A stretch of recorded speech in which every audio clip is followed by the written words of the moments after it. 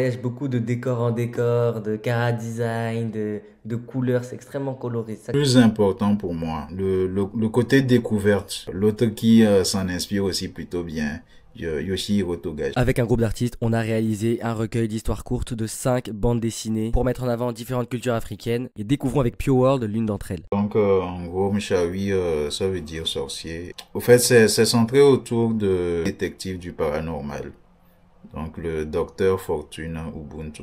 Il a la recherche des Mchawi. Donc, des Mchawi dans cet univers, ce sont des sorciers légendaires.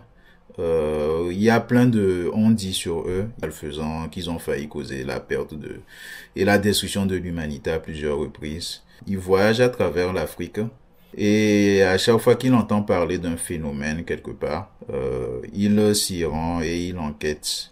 Des fois, il tombe sur des phénomènes qui ne sont pas vraiment paranormaux.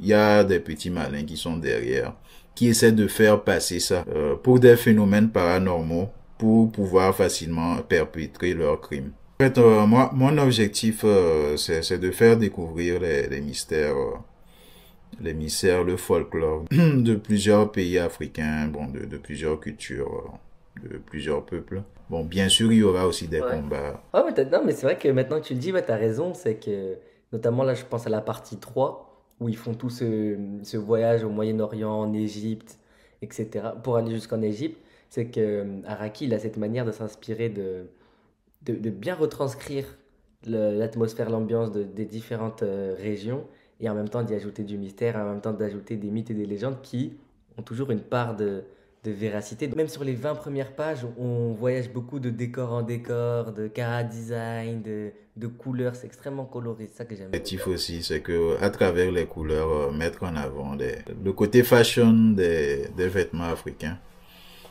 Parce que je Ouais, trouve que c'est quelque chose qui n'est pas très exploité. qu'est-ce que tu aimerais que le lecteur ressente par la lecture de Mchawi? Le plus important pour moi, le côté découverte,